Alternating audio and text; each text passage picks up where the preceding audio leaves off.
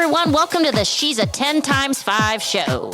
I'm Laurie, and my friends Lisa, Michelle, Randy, and Marcia are mixing it up and joining me to do what girlfriends do best, chat from the heart.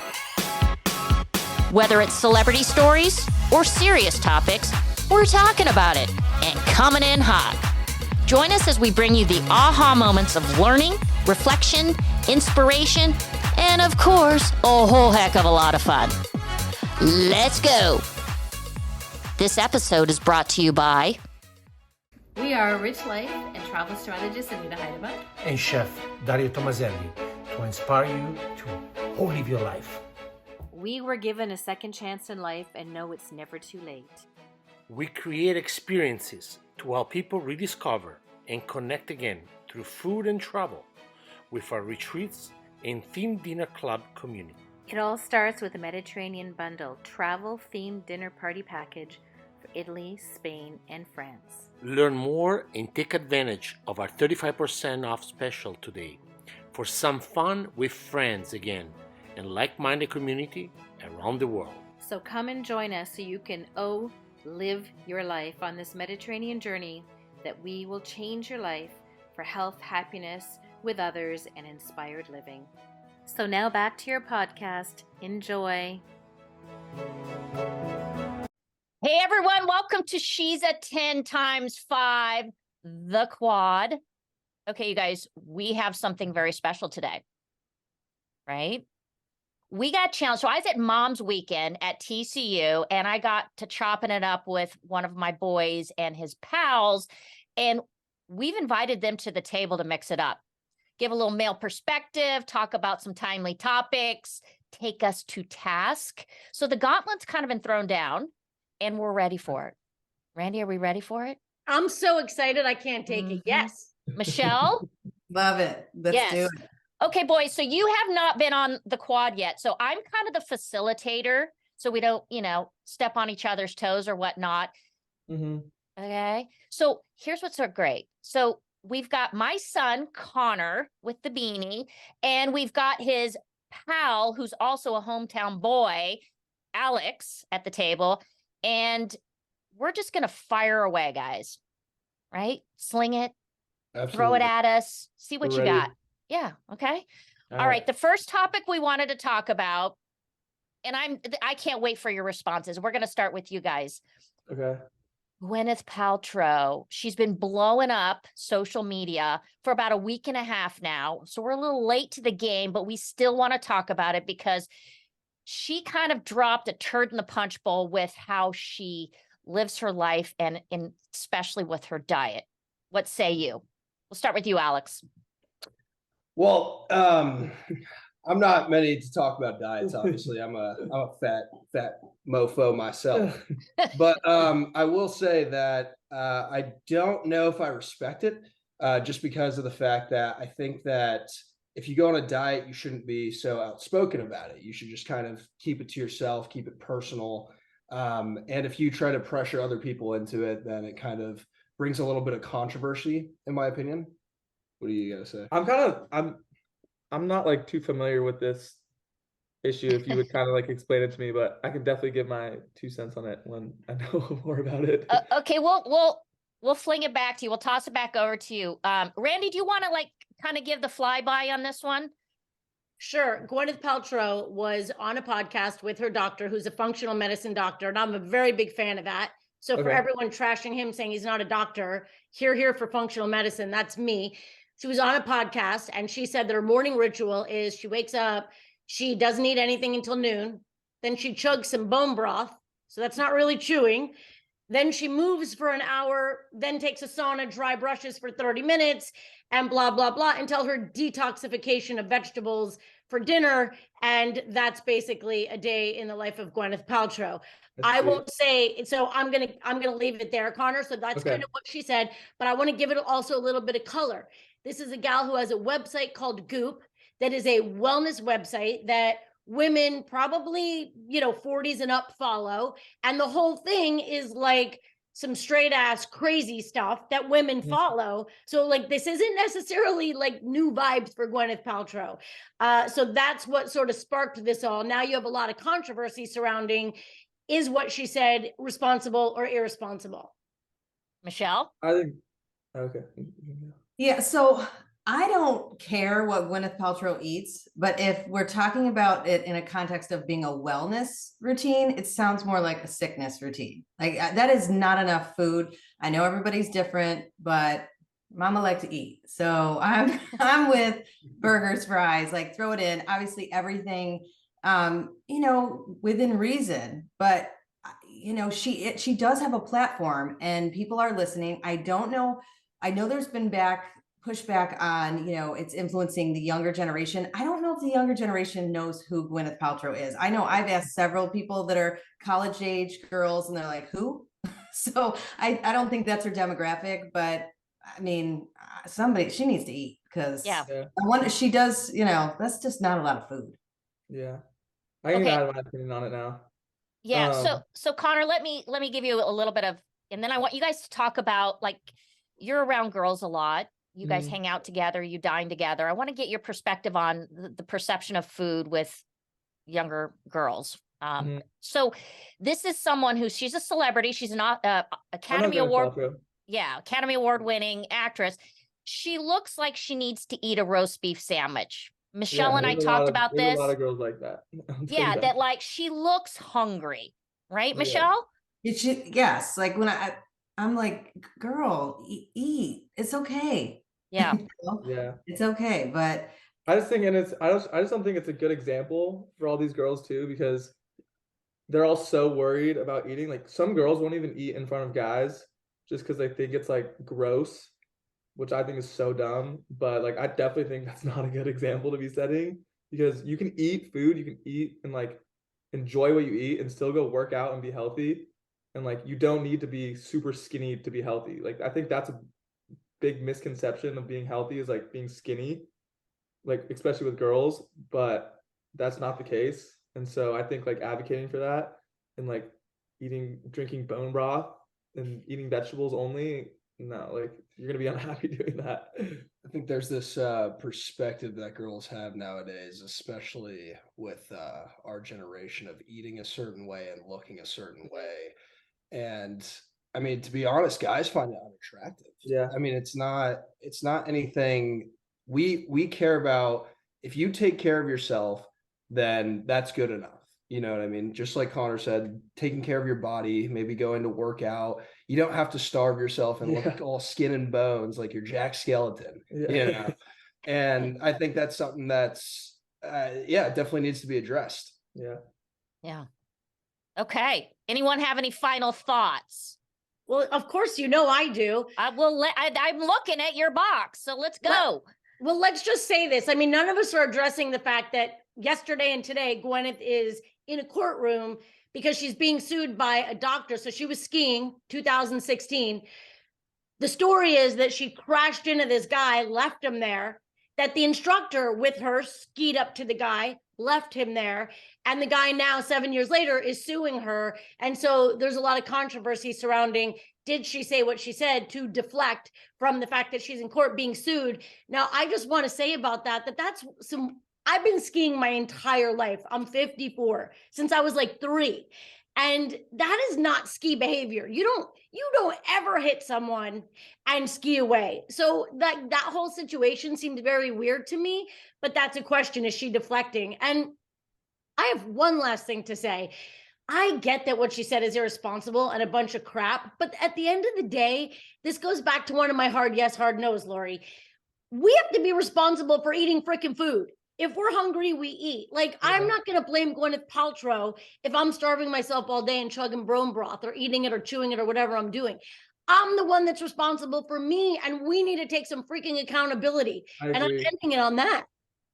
Yeah, and I think it's a lot better than the whole body positivity stuff.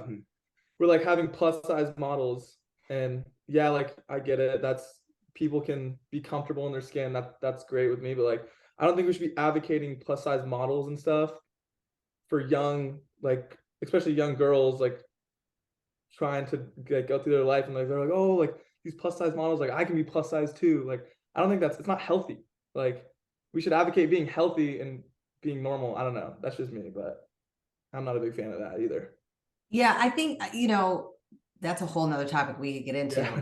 I think with the Gwyneth Paltrow, I will say this again, being in media, it's all about the soundbite. I don't know the whole context. I didn't listen to it, so I don't know. They may have been specifically talking to her because I know she said something about she just went through COVID and she was trying to go through kind of a detox.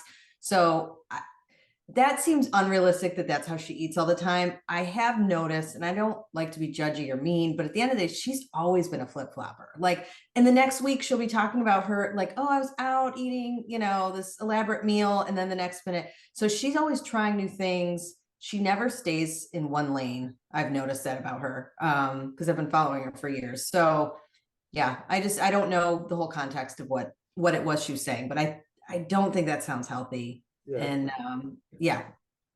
Okay. Final word on my end. I get really tired of celebrities that are actresses, performers, etc., that migrate into these other categories like wellness, and they use their platform and they're not, it's not what they should be doing. And unfortunately, we've got multi-generations of women that lean into these types of people. And I think we all need to be better at just using our common sense and researching what works for ourselves. Okay, now a fun topic. You guys ready? Sure. March friggin' Madness. Okay. I mean, it's intense, right? And every game's a close game, upsets, whatnot. So, boys, we'll start with you. What's your take on the run so far with March Madness, and why is it's a pressure cooker? I mean, yeah, definitely it is. And I think it's something that is obviously necessary for the sport because you have these small teams like FDU, right? Upsetting Purdue in that first game, and it shocks the whole world. It's a 16 seed beating a 1 seed. It's some small program in the middle of nowhere. And this coach and these players get the exposure that they deserve. And this coach is now allowed to get a job, which he just did yesterday at Iona, which is a good D1 school. And so I think it's great. I mean, yeah, people are going to be upset. Like, we're upset that TCU lost, but at the same time, it gives exposure to all these other little schools. And I think it's great. Yeah. I love it too. I love like the whole, like, just Cinderella story kind of thing with it. But I obviously was rooting for TCU, so it was pretty tough. It just sucks. There's so many good teams and it's so hard to win. Because like if we won, we had to go play UCLA. And UCLA is a team I think could win the whole thing. So like, there's so much you have to do to win that tournament. And that's why I love it, is because it gives teams that no one really watches or cares about, it gives them the shot to go and actually like perform on a worldwide stage in front of everyone, in front of millions of people. And like, that's something they would never get if this tournament wasn't a thing. And so I think that's pretty cool. Like last year you got Doug Eddard on St. Peter's, came like the star of March Madness, and like no one would have known who he was before that, but balled out in March Madness, gets all these NIL deals and stuff. So I love it. I think that's one of my favorite sporting events ever. So yeah. Okay, Randy, we've talked about this. As a mom, we've got boys. There's this huge resurgence of betting, and in particular sports betting. And I kind of want you to weigh in on that, because part of me gets a little bit concerned, but part of me also thinks it's pretty rad, and it takes the kids and they dive into statistics and all that kind of stuff. What's your thoughts there? Because you have a son and he plays poker and he does the deal. Yeah, I mean, he's I don't want him to kill me, but he's so into his gambling. But the thing with sports betting that I find amazing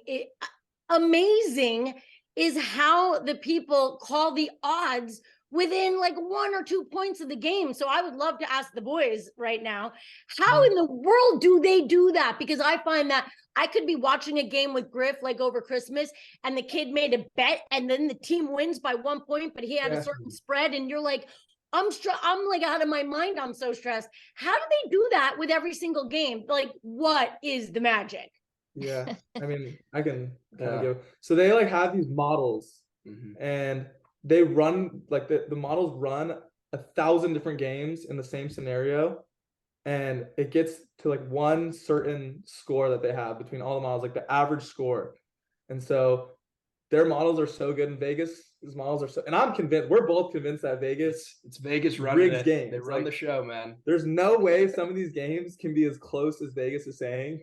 Yeah. And it blows my mind, but that's their excuse, I guess. But yeah, they have these models that are so accurate, and I don't even understand it. I don't think anyone understands it except for like the professional sports gamblers, but Okay. it is crazy. Like, And obviously sometimes like it's gonna be wrong, sometimes it's gonna be off, but it's all these statistics, like you said, that are just built into this like AI system that runs through the game scenarios, and it comes down to this ultimate like line or spread is what they call it.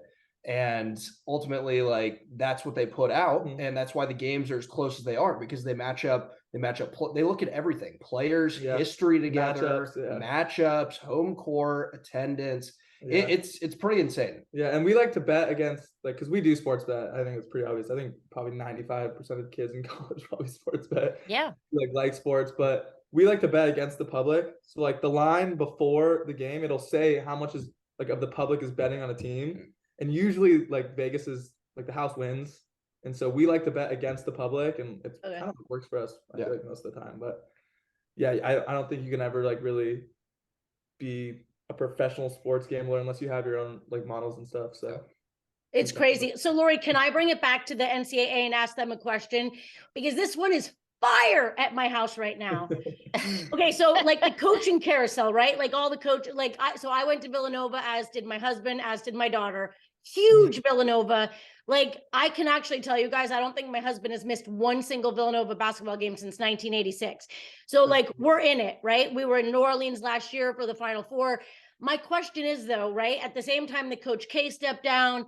He made like a big national tour about it. Jay Wright, very, in a very humble way, as Villanova is, stepped down. This year you have Jim Boeheim. Now you have Ed Cooley. What a freaking traitor. And that's what I want to know.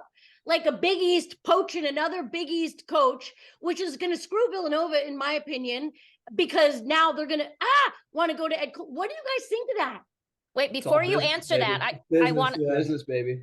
Yeah, I want to say that's so okay. So I want to get your take on this, because it's even broader than this. The business of now college sports and loyalties are fucking off the table here.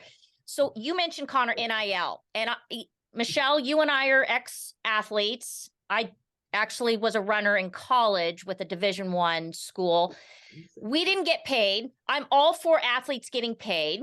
But when you have fucking Alabama, it's a football school. Now all of a sudden they're a basketball phenom. I mean, don't you think that some of this NIL has gotten so crazy that schools that used to have a chance at this type of tournament, players that used to get exposed, it's all garbage now to some extent. Yeah. So fold that into your answer about loyalties and coaches and all that stuff, the business. So now I'll see this. For that first point, yes, it is going to change the whole dynamic of sports. It's already started.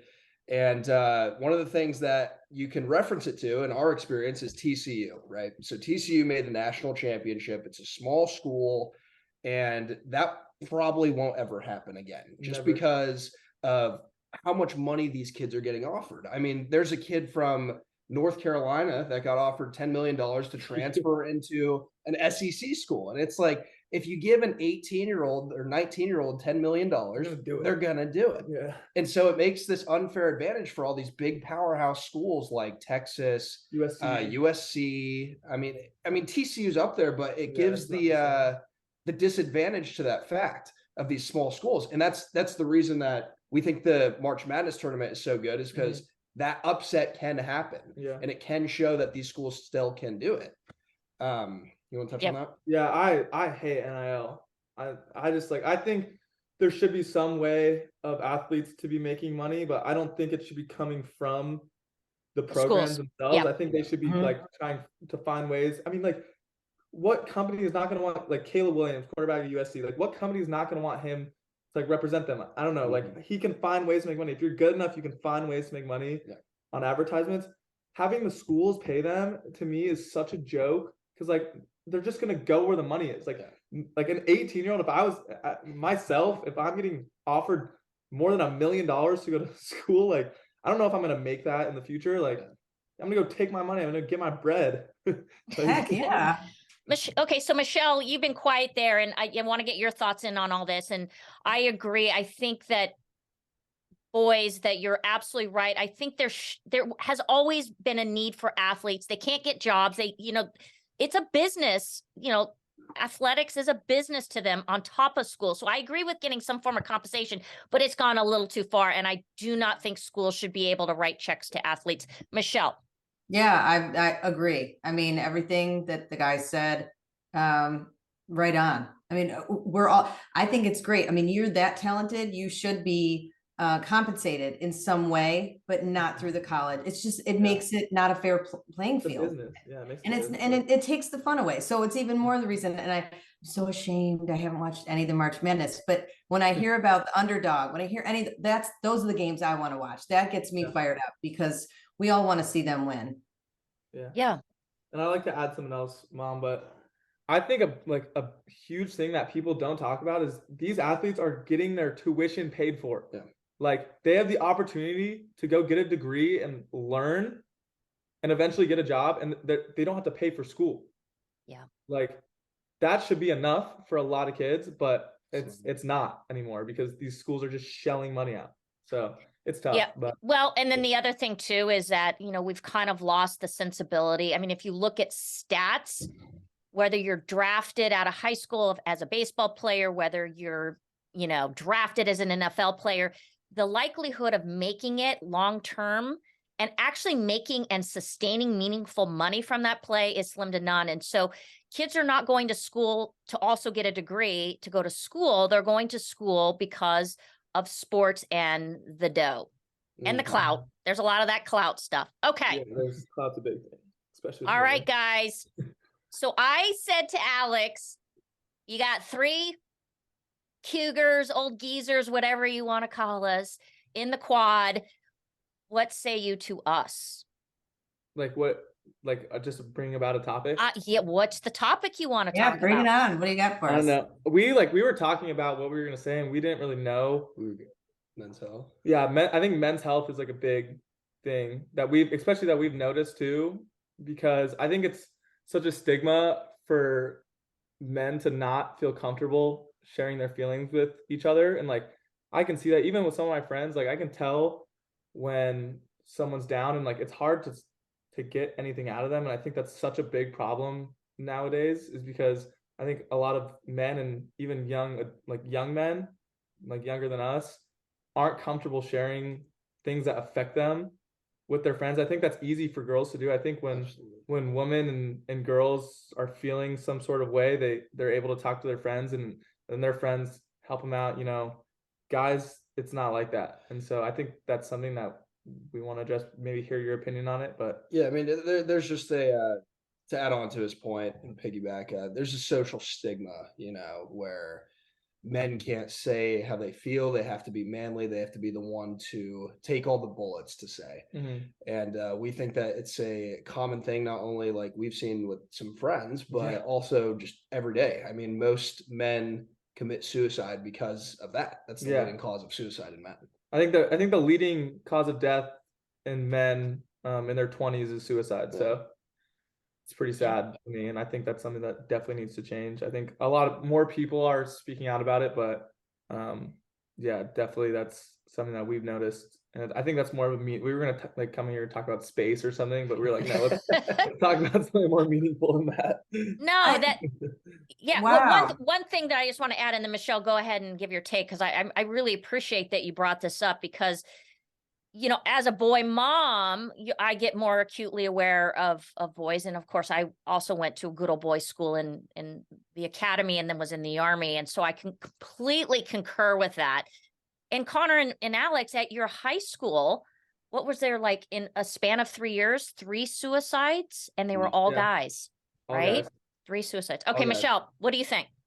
Yeah, I mean, it's something that's affected a member in my family. So when he was in high school. And so I thank you for bringing it up.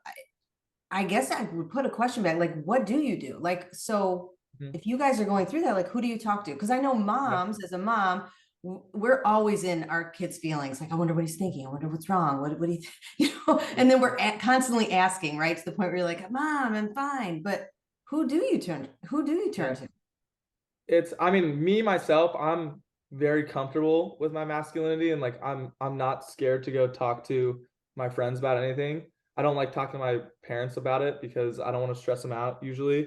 And I just think that they're gonna add different opinions than what I really want to hear. And sometimes just going to your friends and having a talk. Like I talk to him about like anything. I don't mind being vulnerable with him, being vulnerable with some of my other friends. But there definitely are some of my friends who I'm not super comfortable opening up to.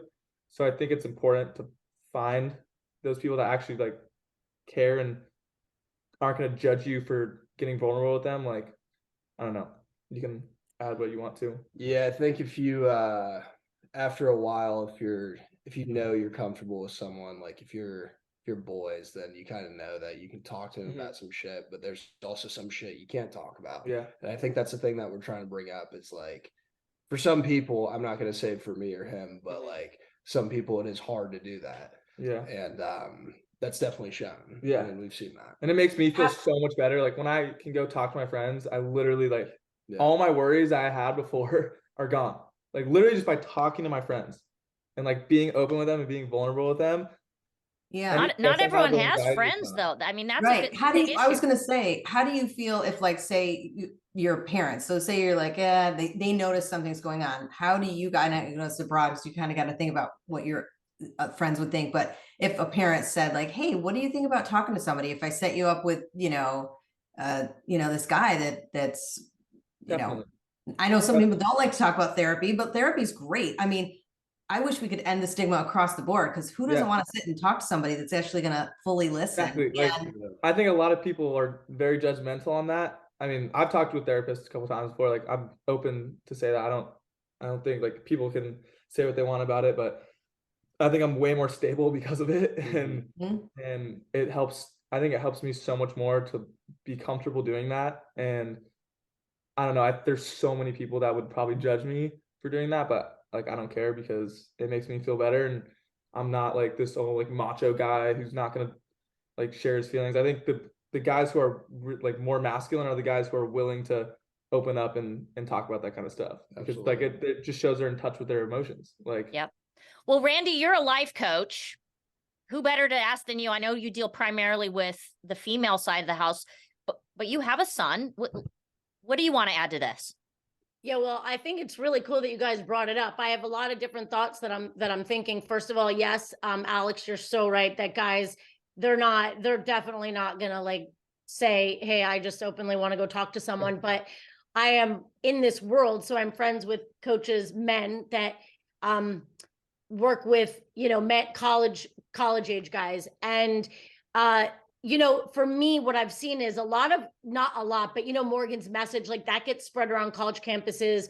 So a lot of athletes do luckily get exposed to it, where they have the monthly meetings and they bring people in, and people get pretty vulnerable in those meetings, because I work with a lot of young women who run those meetings, and it's both team sports, men and women. And they said people are very comfortable at those meetings, but that's such a small population. And another thing I follow and I'm really into is this Wim Hof. I don't know if you guys follow him, no, right? But if you watch any of his videos, right, on YouTube, where he brings all those guys together, and I mean, it just seems like such a phenomenal concept, right? Like, talk about getting vulnerable. These guys are together for like 5 days. They're jumping in icy rivers. They're sitting in ice for like 10 freaking minutes. They're crying together. They're laughing. They're breathing. And like, you have these big athletes that are just shaking and crying because they're becoming so vulnerable. And so when you, Michelle, say like, where does someone go? I think it's not very easy to find where someone goes. I mean, it's just not, and nobody wants to say they're doing that, like I'm calling a therapist, but maybe, it's more normal if they do things that are really uncomfortable. Like everywhere I know around has like these cold therapies, like studios where you breathe and then you jump into cold water. And like, I know it sounds crazy, but I've done a lot of these classes, and a lot of them are filled with men, and men, like, they feel their feels and things like, because you can't help but to, right? Because you're so uncomfortable, and our society doesn't want to get comfortable with discomfort, but you have to be comfortable being uncomfortable. So there's no easy answer, but I think the two things that come to mind to find your tribe are like Morgan's messages, Helinski's hope, things like that are on campuses everywhere. And otherwise, like, seek some type of, like, self-care type therapy off campus where you're going to find like-minded people, whether it's yoga, running club, just something where because people that are really uncomfortable, like in running clubs, they love to share. Obviously, I'm a big fan of life coaching. I am a life coach. But that's just not easy to do. It's not. No. It's not. Well, I want to add one other thing, and Connor, you'll probably concur with this. There is a generational problem as a parent, meaning, we really struggle with, okay, come on, dude, like, just get your shit together. This is life. Life is hard. Dust yourself off, and also trying to be empathetic that the world has changed. The dynamics have changed. Things are more complex. And so I do think that it's very, very hard to go to your parents with some really inner conflict and problems, because I don't think we have the capability of always helping. Yeah, and Connor knows I'm a big go talk to someone. Go talk to someone that you can tell whatever you want to, that legally is bound to not share your secrets, right? That's a big one for me. I talk to you about a lot of stuff, but not like anything super deep, I feel like. And it's because you're going to give a parent's advice, and sometimes I need like just straight up advice. I don't need, because like you care about me so much, and I know that, and like that's great, I love that, but I need to go to someone else who's going to give it to me straight up and not spare my feelings. And like that's something that needs to happen, and people need to be more comfortable doing things that are uncomfortable. Like a lot of my friends and I, like including me, every shower I take, I'll take a hot shower, I take a minute and a half freezing cold shower at the end of it every single time. You do? Every single time. That's so great. Except right before bed, because then I stay up pretty late. But but like in the morning, I'll go work out in the morning, come back, take a 2-minute hot shower, then 2-minute cold shower right after. Yeah. Just to add on to that a little bit, I mean, I think it's different also, like, not so much talking to women as much, but also talking to guys. Like my dad, my whole life was a big hard ass, like would beat me up and shit. We'd always like call each other, we'd kick each other's ass, right? But there was always this like flick switch that he had. Like if he knew something was wrong, he'd come up to me and he'd talk to me, and that was like my rock. You know what I mean? That was the guy that I talked to. But I think it's important for everyone to have that, and I think that it's hard for people to find that if they don't have that. Yeah, and I'll shout out one of my friends, Anthony Salazar.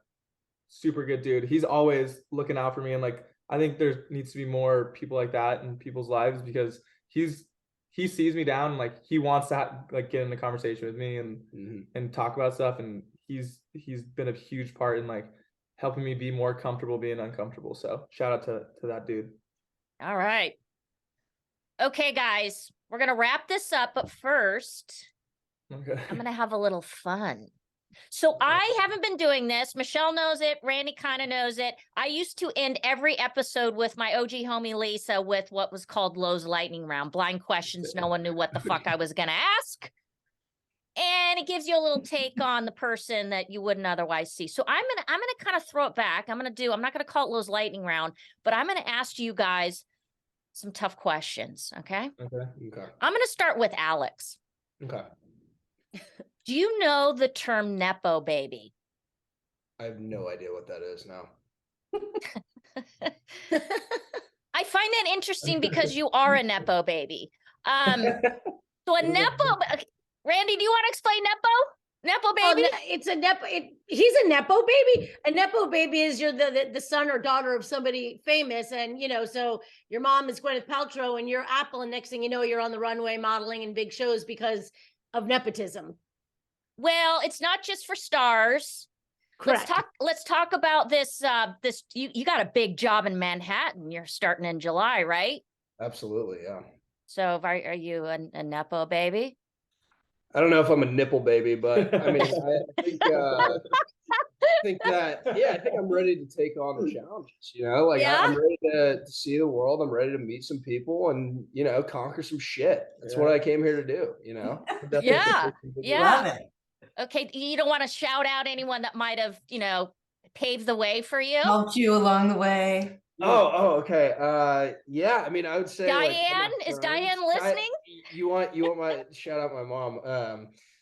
Yeah, no, everyone but no, I'm joking. Yeah, absolutely. My mother, yes, Diane, she's been a huge influence on me. She's kind of exposed me to many different places as she's moved me around throughout my life. So yeah, I think that's been a big contributing factor. Of course, my dad, like I told you earlier, he's my go-to. Sister's a big help, and of course the old little mutt, you gotta have the mutt.